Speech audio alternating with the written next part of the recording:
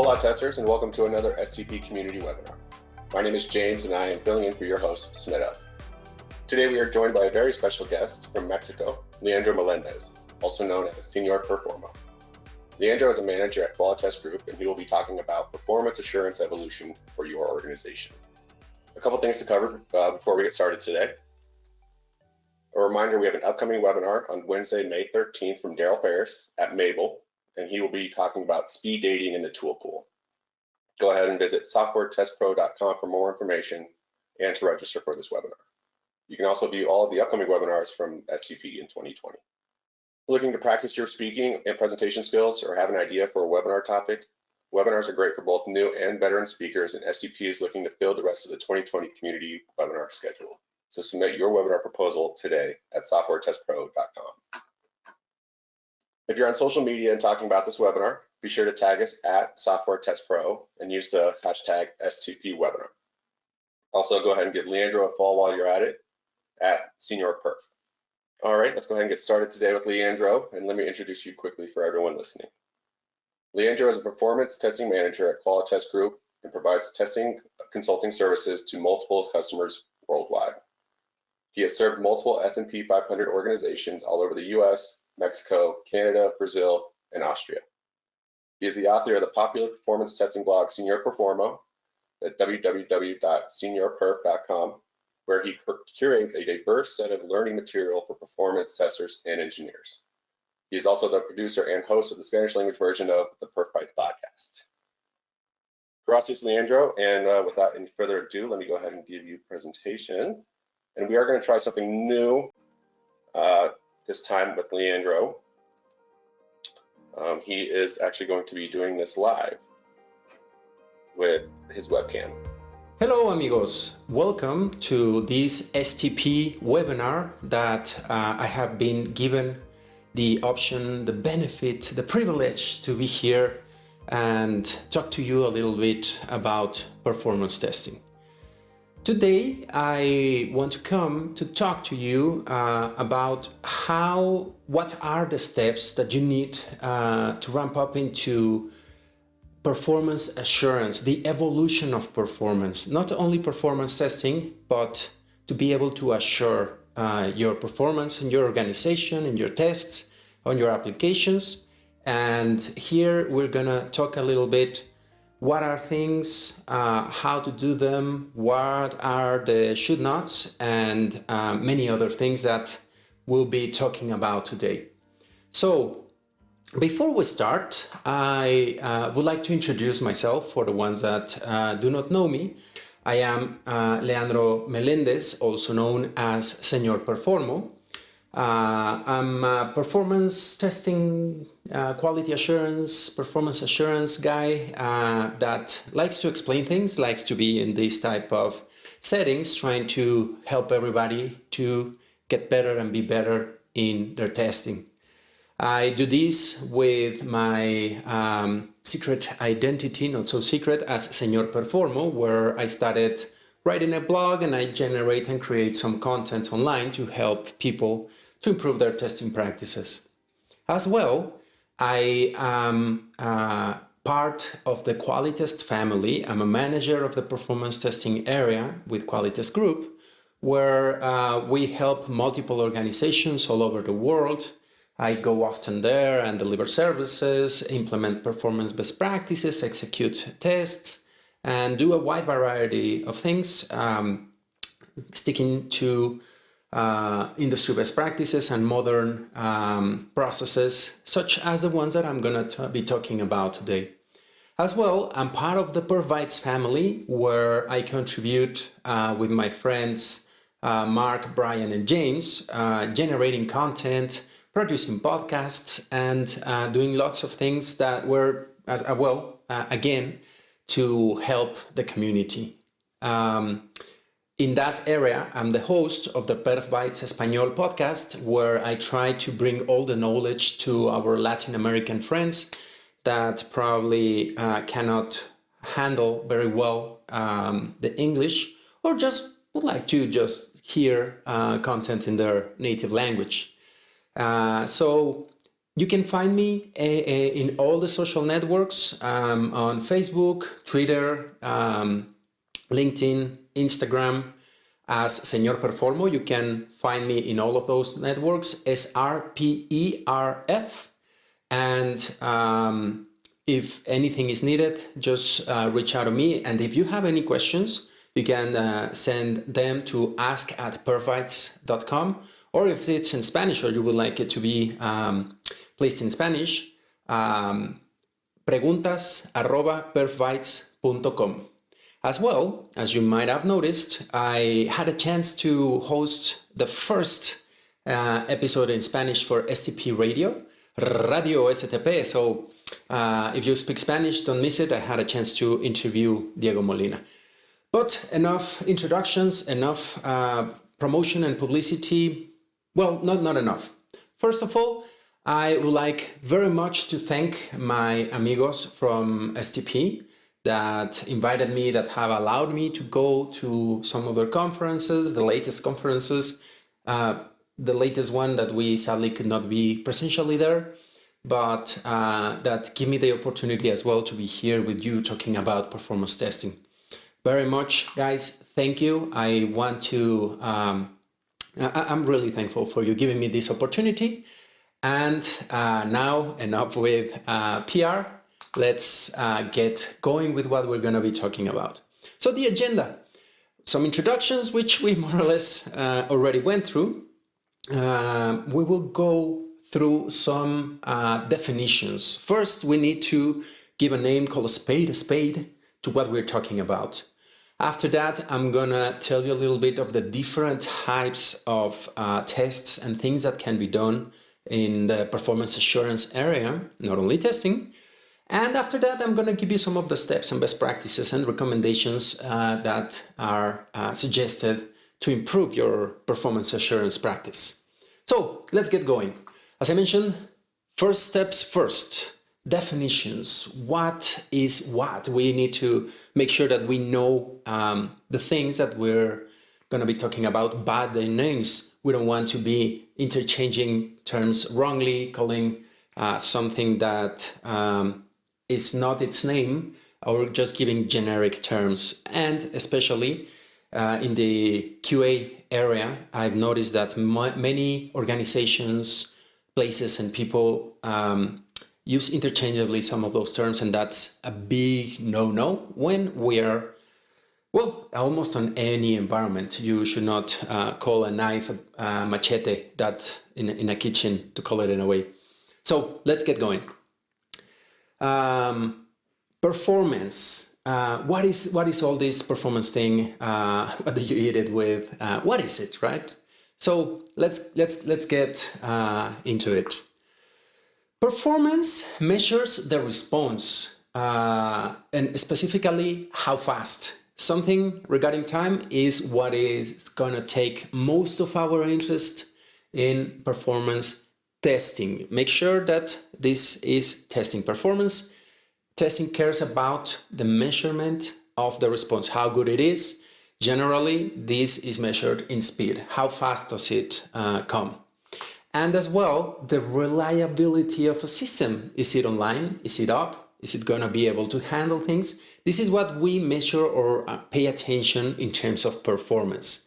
How fast is it and how much can it handle? So those two are the main components of the definition of performance that I like to give. This is not set in stone, it's not academic, it's not from a Royal Dictionary. These are just some terms that I want to use for you to start understanding what do we focus on in the world of performance testing.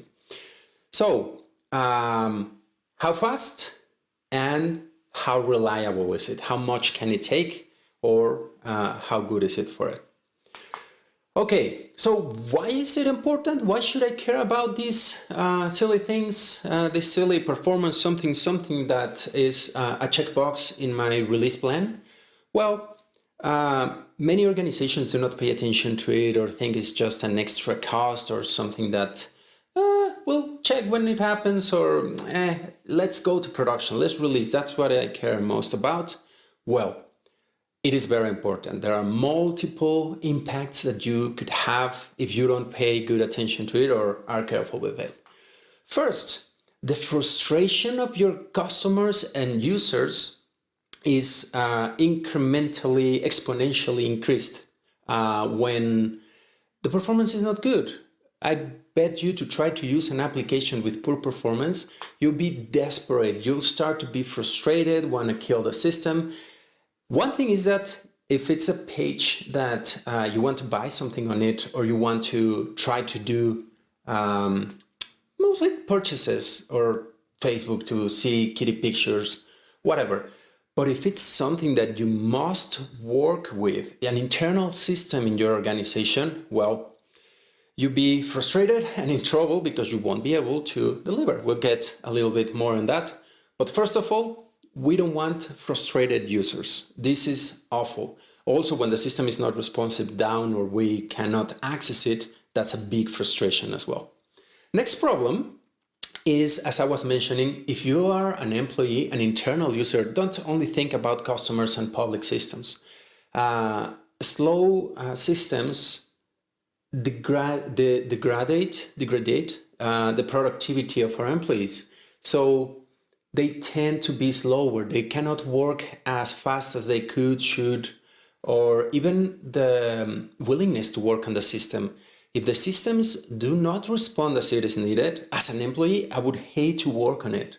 And because of that, my productivity would go down, given that the system is there to enable me, and we both depend, the system depends on me willing to use it, and I depended on it responding well. So it's very important for your internal and customer productivity to have good performance. Next, I'm almost sure, I don't know exactly the percentage, I'm sure somewhere around in the internet, but there's a big percentage of customers that will not ever return to your site if the performance is poor, if they have a bad experience, or if they are not being able to use it. They will never ever be seen again. Why? As I mentioned earlier, this frustration makes you hate the environment, and if you hate it, you won't ever get near it. So make sure that you don't spook your customers, potential customers, or returning. Make them enjoy. And that's where we're going to the next step.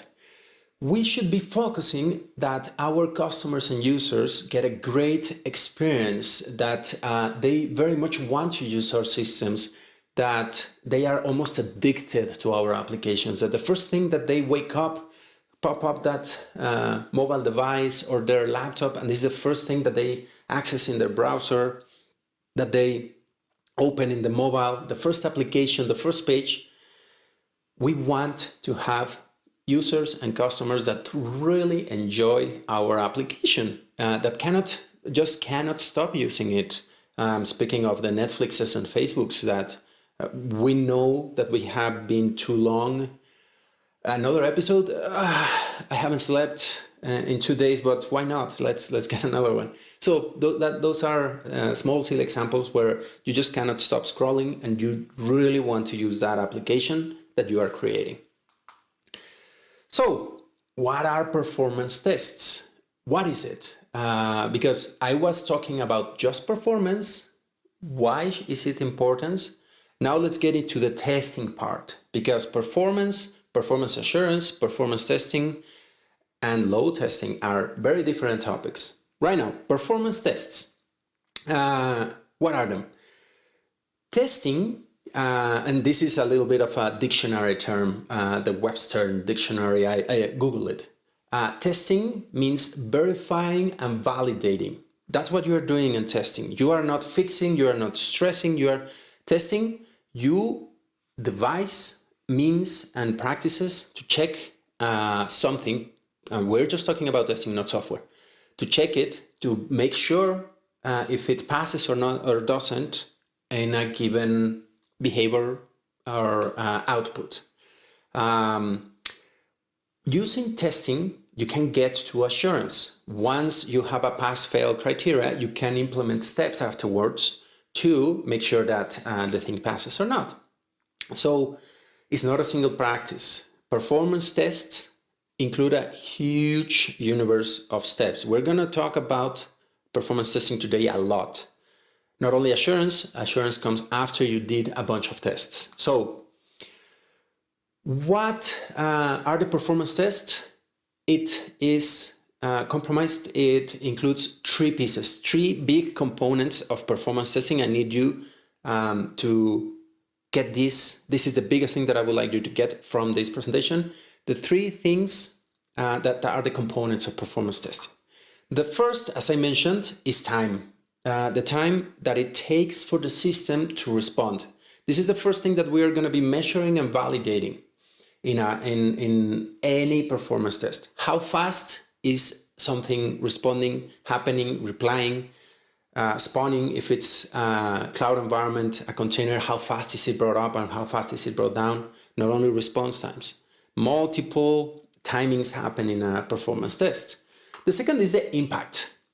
The second component of our trilogy of items is measuring how much each action that we do on the system is impacting the pieces of our solution.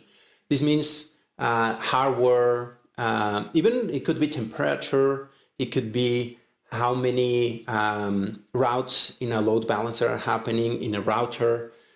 These impacts are most generally encapsulated in the 4 horsemen, when we measure in our environments and our components, the CPU, the disk, the RAM, and the network, how much is it affected. But there's a myriad of other items that we could be monitoring and checking in our environments for performance. When something happens, how hot it gets, how much of a percentage of CPU is it consuming, how much is it writing on a drive, how many bits are passing through the network. So all of these measurements are going to be important, and we want to look at them. Last, I was telling you about some of these circumstances, some scenarios, some situations where we're going to be measuring the other two that I told you. The first two are measurements. The third piece is just circumstantial. When something happens, how does my system respond? This something that happens can be varied, different, and should be a little bit narrow when you are testing it. Many organizations have the misconception that they can test for everything in a single performance execution, load test, or just single user. There are multiple things that you need to segment in these scenarios and these circumstances. What happens when a single user clicks on this button? What happens when 1 billion users click the same button? What happens when no one clicks nothing? That's a valid performance test. You need to know how the system is responding and how it is acting. You don't even need load. So this is another piece. Not all the circumstances on performance testing are load tests. I'm going to be repeating this a bit, so beware. Not all performance tests are load tests. Make sure. You can have a lot of possible scenarios happening. Perfect storms, lots of people, just one person working on the system for hours and hours, no persons, just secondary systems sending information to yours, batch transfers. So the scenarios are different. You should not mix them because you will have measurements, mixed measurements. So make sure that they are isolated. Let's move on a little bit. Monitoring is a key component on performance testing. It had been delegated for lots of years, many years. From when I started performance testing, monitoring was an afterthought of load tests. Monitoring is really important for you to be able to measure those key metrics, 2 key metrics that I mentioned. Response times, how fast reactions happen, and measurements on your system, metrics. Those 2 items can be easily gathered through monitoring nowadays. It used to be heavy. It's not anymore. It doesn't impact the system that much anymore. but it still does. It still generates a little bit of impact, but these monitors on your systems are like all the dashboard metrics, meters that you have on your car or on an airplane. The organizations that say, I won't put a monitor on my environments because they make it heavier, because I want to optimize every little resource, is like an airplane saying, I'm not going to put any meters, any control on my airplane because I want to use that way to put more passengers. I dare any passenger to get on a plane that tells you that, right? So make sure that you have very good monitoring, logging, and tracing capabilities on your system. That is crucial as well. The biggest organizations, the biggest applications and solutions do it, have these graphs, can have complete visibility of what is happening. They can analyze, go back, check what pieces are being clicked, which ones are not. When you need to simulate scenarios, you will need all this information to create a realistic scenario for a load test. If you don't have any of this information, well, good luck trying to put together a realistic scenario. How many users are in my system? How often are they clicking on the button that I want to performance test? I don't know. Good luck trying to simulate that then. So now let's move on. What is included on performance testing? Because it's a big practice. It's huge. As I told you, it's not only load test. There are an incredible amount of things that you could do on performance testing. Let's go through them. What does include? As I said, it's compromised by a huge amount of things. It's a world of things that are included in performance testing. The first one is the organic use. You want to measure how your system is performing from organic, from people, from real persons trying to access it. That's the first, I think, and easiest performance metric that you can get. Have your monitor, let your users do some things on your system and measure what is their experience. This type of circumstances or scenarios come organically, happen naturally, is the best way that you can have the real experience, the real triggering utilization input of a user. You have human beings. We'll get a little bit into that, how to trigger that and how to gather those metrics. The next one is performance metrics at a unit or individual level. This is alone items, single components, little functions, little methods, pieces of a class, methods of your API call, little component things, and you can measure this as early as soon as your developer completes a code, you can start measuring per component what is the performance. Don't let a piece of code that is not performing, that is consuming lots of time, get further. Right there and then you can start measuring even from unit tests. Now, how I was mentioning, you have unit tests where you are measuring them. Now, that single item, that single method, single class, single function, you can put them together, that same one, put them together with each others and try to test for concurrency. That single item, don't go further. Put this click button process and trigger it 5, 10, 20 times. Let's see how it behaves with concurrency, because usually that's one of the first problems that you will detect with performance testing. When multiple people access the same thing, it tends to crash a little bit. That's a no-no. So be careful, test it early. We're still talking about code. It has not been released. We have the little pieces and units. We can test them concurrently. Even API calls, we can put them together, test it, 5 threads, 10 threads, and see how they work. Now, we can get a little bit on the load topic. We start to simulate a little larger amounts still on pieces, little items. So we'll put different items together and see how do they behave with each other, that they don't step on each other's foot. like synchronized swimming, that they are not hitting the other swimmer goggles and making them drown. We need to make sure that they can coexist and iterate together. We don't focus that much on huge numbers of concurrency of different actions and multiple users, but we start to see how do they behave. Now, let's get to more complex processes. Before this, we were talking a little about isolated components, more or less like unit tests, API calls, services, something that is just, I call you, I receive, and that's it.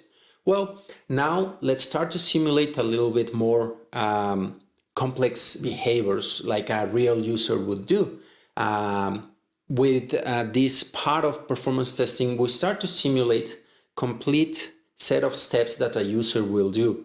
But the key here is that this user is calling different components and doing a set of steps. We want to create a simulation of those steps so that a robotic simulation makes the server think that it's a human being, that it's acting like a human, like a real user would be acting.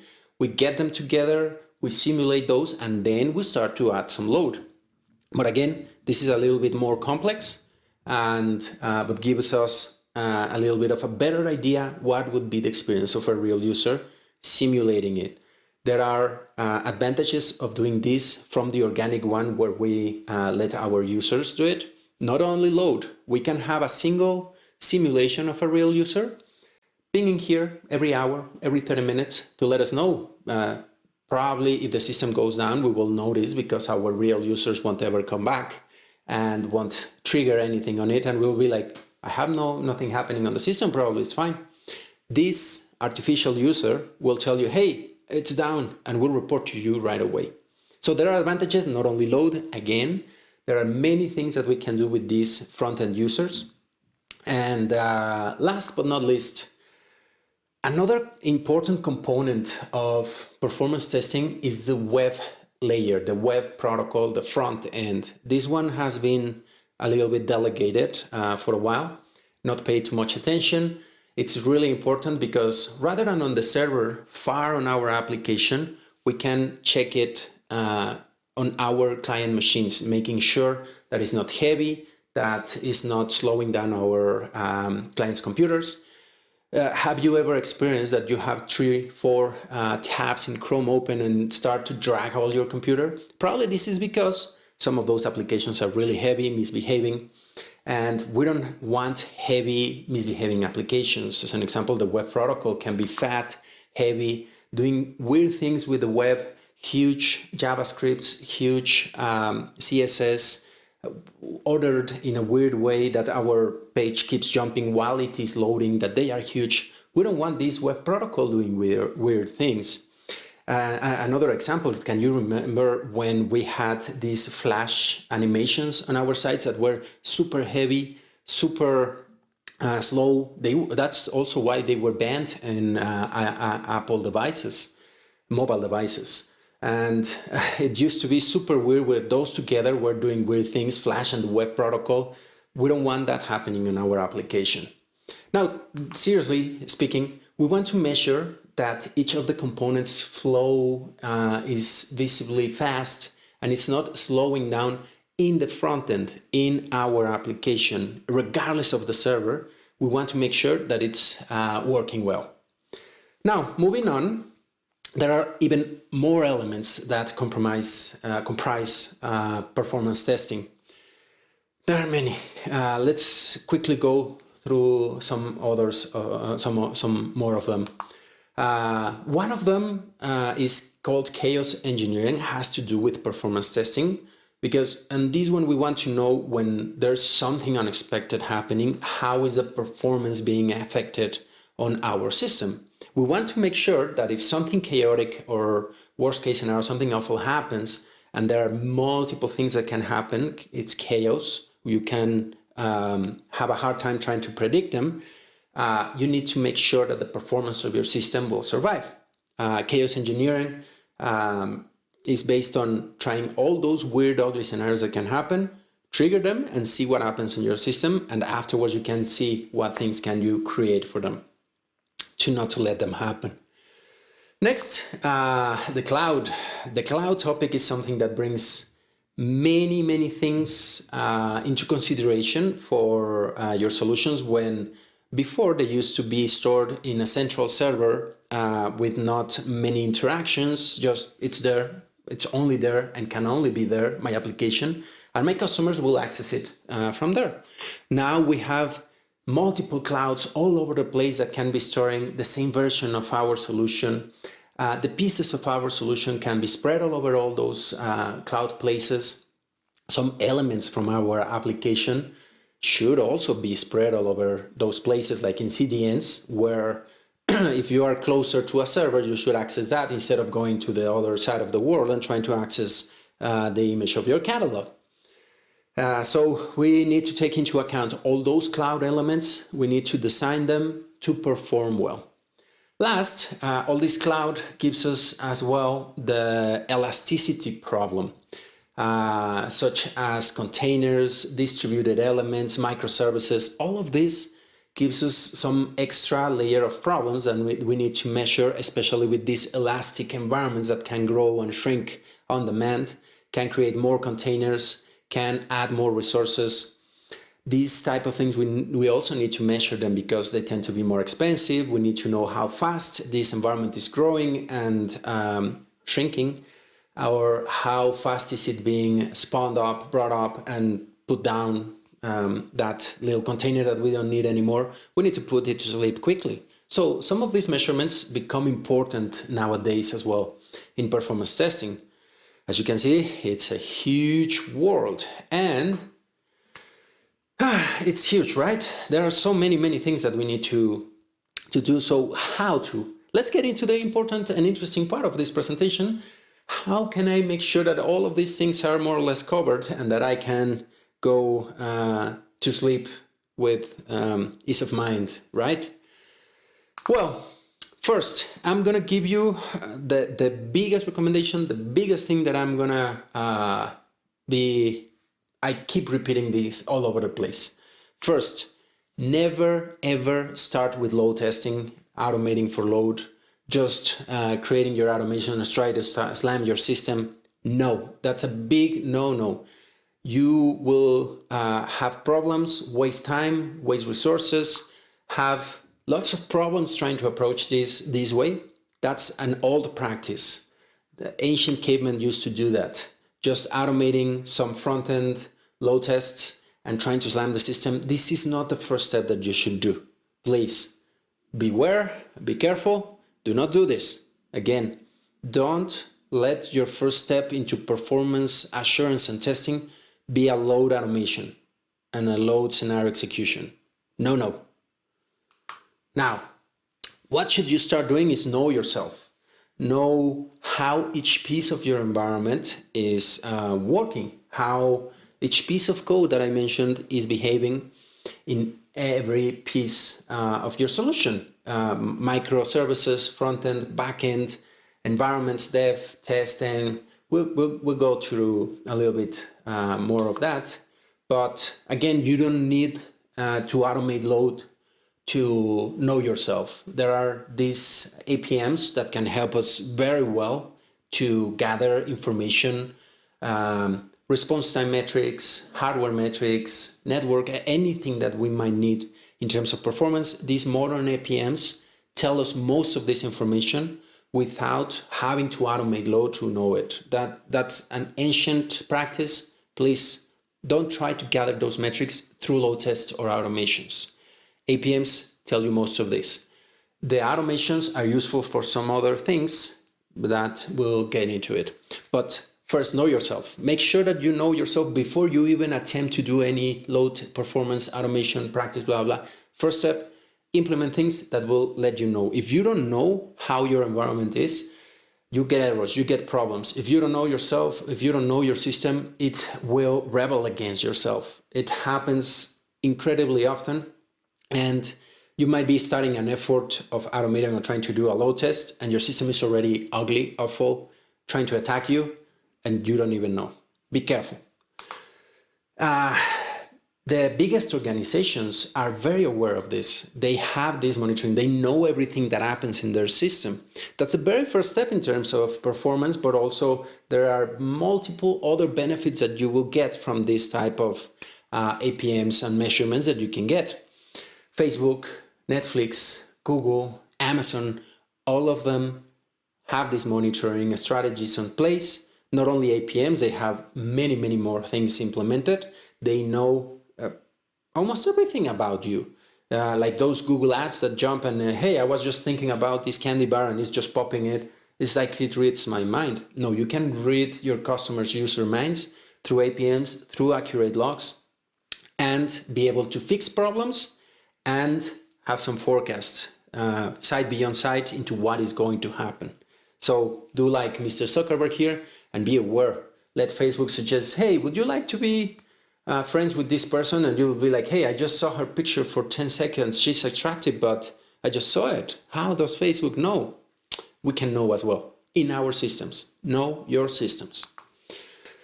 Next, we should define levels, the famous service level agreements. What is acceptable, what is not acceptable in terms of response, in terms of metrics. What should be good? Is it good that my CPU is at 80% all of the time? Is it good that my response time is of 30 seconds?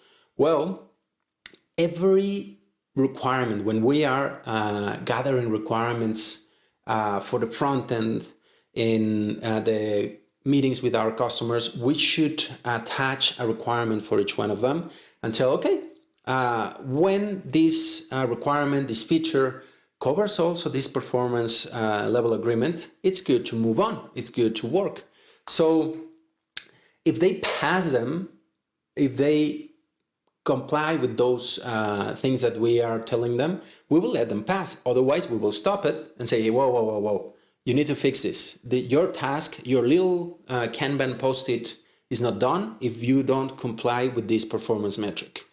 It goes the same with the front end, the content, to have CDNs in place, that the backend connects well, that it has good logistics in between them, that the database queries respond in a good way. All of those little things should be check marks before you mark your task as done. So make sure that you are complying with all of them and letting it pass eventually when they make it through. Make sure from the developer, from the time that you're with your customer gathering requirements, that those are in place and they are being passed. If you have good performance metrics from the beginning, they will make it until the end. Another one that I highly recommend is to check the web performance. When you have a page ready to be released, just gather the performance and networking tools that are on most browsers. I personally like a lot the ones in Chrome, but almost every browser that I know has them. And on them you can see each component, how fast is it being downloaded, if it's efficient, if it's slamming the CPU of your client's machines. You don't want your customers to require to have an atomic computer to be able to open your website. You need to make sure that it's light, that it performs well, that it doesn't demand too much, that it's not wasting round trips to the server, that it's well distributed, that it's cached. All of this information, you can see them on the web performance tools that almost every browser has. You must be careful with this.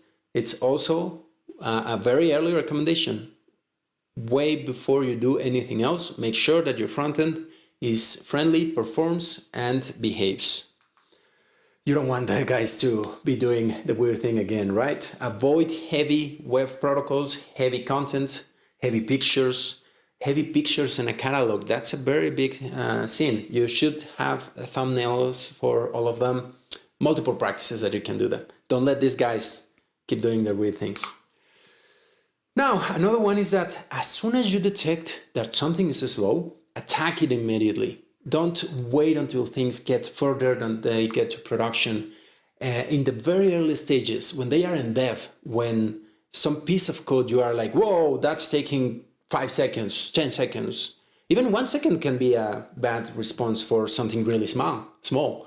So you want to detect it there. If you let it go further, it's going to be harder to detect pricier to fix, will create more problems, and probably will bite you back in somewhere. So make sure that you are attacking it from when you get it in development, when it gets to the sandbox, when it goes to test. On each and every step, you should have detection capabilities with the APMs. We already talked about them, and many others that you can implement inside of your solution, telling you each step until it gets to production. And even when it is in production, you can detect when they happen and right away fix them, attack them, kill them. Don't let any of them, any of your developers, any of your team members, make them aware and let them know that they should kill any problem as soon as it is detected.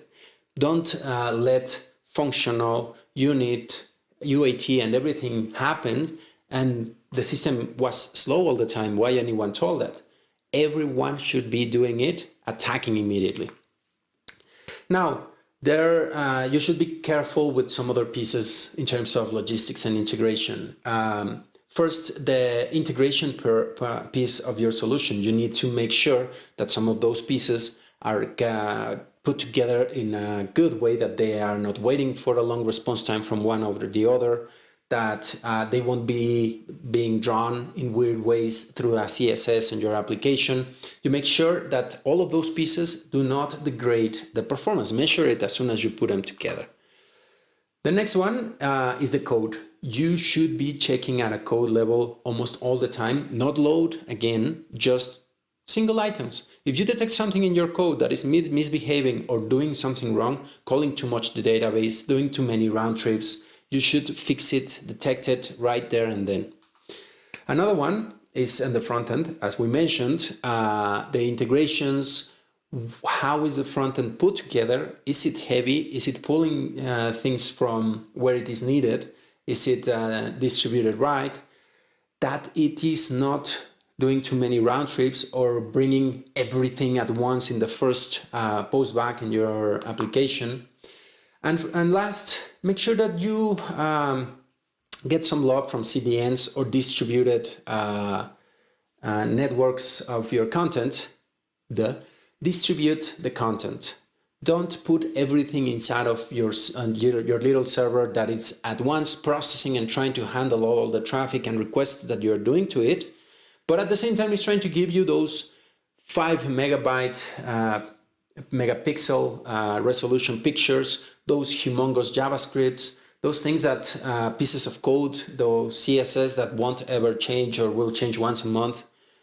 Send it to a CDN, not on your little server that is having already problems, and make sure that they are right-sized, distributed when they need to, and cached. That's really important, that they are not being brought back every time that your users access the application again. My application changes often, several times per day. I almost bet you it doesn't. So 24 hours, 1 week. Give some caching to your content and let your application deal easier and not be downloading all the time everything. So another big recommendation, do not depend on elastic clouds. Clouds, if you're not careful with performance testing with them, they can easily grow, become monstrous, cause you problems, cost you a lot. So, and they can very easily hide some of these problems because they are elastic. There's a very bad saying around that I have heard here and there, and I want to kick the people saying that with a cloud and with elasticity, you don't need to test for performance. Well, when you don't do and you put something in the cloud and it's misbehaving, you won't notice because the cloud is growing as much as is needed, but that growth costs you. It gets more expensive. And if you put an application that is misbehaving, performing poorly, and you let it grow too much, you have a lot of problems. You have a big bill. So how should you fix that? Before you put anything on an elastic environment, make sure that you are testing it on a non-elastic environment, such a bare metal machine that you can test and see, check if it is handling it well, if it can dance with it, that is enjoying it. If you see that in a physical environment that is not elastic, it could be a cloud one, but just make sure that you are not testing on elastic, that it can deal with the load, you'll be safe to turn on your elasticity. So make sure that it performs before you turn on elasticity. Next, I want you to place your trust in the pyramid. This is gonna sound a little like an evangelist. You should join our cult. You should give us your money and invite more people. Well, here you should invite more people. It's really important that you pay attention to the automation pyramid. This is almost like a cult. I really recommend you to join the pyramid cult. Like in a cult, be crazy about it. Pay so much attention to it that all your thoughts are around it. What does the pyramid of automation tells us? That at the bottom level of the pyramid, you should be testing everything. The bottom level is unit testing. As I was mentioning, all the code should be measured and tested for performance. It's cheap, it's quick, your developers can do it, you can get results right away, and you can fix things even before they make it into any other environment. It's so easy, so quick, and it's just an indication that you can give to all your developers to have these automations at the bottom, that it will help the rest of the chain until the top. As you move on the middle tier of the pyramid, you should automate not everything. You should not be doing tests on everything, because there are some pieces that are very basic, very tiny, that you don't want to test on your APIs, on your REST services. Be selective a little bit here, but have a decent coverage. Test almost everything that makes sense, that the users access, that is frequently utilized. And at the very top, be very critical. Don't test everything at the front end. This is true for every automation, not only load testing and performance, but it applies as well in performance. You need to make sure that those front end UI protocol tests are very selective, very critical on what you are trying to do. Pretty much there, you should test what you could not below in the pyramid. And that tiny piece will be all that you'll be automating. Don't waste your time doing automations for everything, especially for load tests. And at the top, a little tiny bit of it, manual, right? This is the pyramid of automation. Join the pyramid cult, please. It's a beautiful cult. And make sure that you can test continuously for performance. So many of the automations that you created on the pyramid should be triggered here and there, everywhere, every time when you do a check-in, when there's a new build, when you are about to release to production. All that should happen continuously and automated. Automate the automation. That's very important, because these tiny executions do not have to be load tests. Again, could be some automations that trigger the processes and tell you it's behaving fast, slow, under low volumes, or a single volume, just one action on it. Now, an important thing, as I was mentioning at the very beginning, organic. Let other people gather those metrics for you. It is very easy to implement if you have APMs, if on all of your environments. Other testing practices can already be generating metrics for you in terms of performance. When there's unit testing happening, UAT, functional, manual, exploratory, UIX, any other testing, if you have your APM in place, you're gathering those metrics, you know what is happening. Another one is to let your final users, test in production.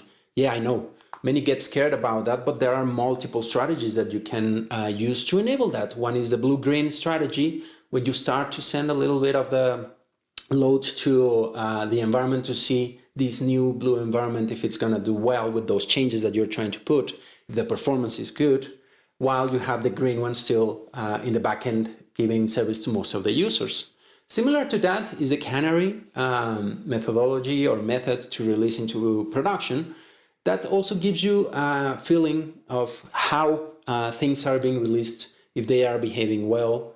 There are multiple other options like toggles, A/B testing, where, as an example with the toggles, the new features that you're putting in your system, you can just turn them on for a few people or for all the people, see what happens for a little bit of time, turn it off. It went well, no one died, nothing happened. Apparently all the metrics look good. you got performance metrics from that turn on and turn off. You knew that it went well. So it's very important to keep up with those releases and let others test for you.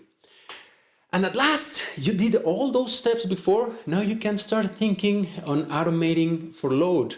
I again recommend you load testing, this performance testing practice, sub practice. Load testing is when you have to do incredible amounts of load, huge. The automation is costly, takes time, it's complicated. So make sure that you use it responsibly, that you use it diligently when it is needed. It's a great responsibility to do load tests, and they should also be optimized. It's a big cost. You need to make sure that you are allocating that money, that time, that effort that will give you the most benefit. You already got a bunch of metrics from the previous steps that I mentioned. This one will tell you the last, but when there are extreme circumstances that you will have thousands of users, hundreds of users from all over the world, this is for very specific scenarios. It's a little bit redundant, but you need to be careful. And with that, sorry for the long presentation. I had to go into many topics, many things. I want to thank you for enduring and being here with us all this time. If you have any other questions, again, as I said in the beginning, I am in Twitter, LinkedIn, Facebook, the podcast, on email. You can call me, you can send me your questions, your comments, punch me digitally, please, and any feedback. And with nothing more, let's get on to the questions. Let's bring it on. Let me know what concerns you have from all the babble and the babbling that I just did. And hope you enjoyed it. Please bring on your questions. Thank you very much. Gracias, Leandro. That was a great presentation. I definitely enjoyed your superhero graphics. Who would you say your favorite superhero is? Oh, I'm a big Spider-Man fan. Spider-Man.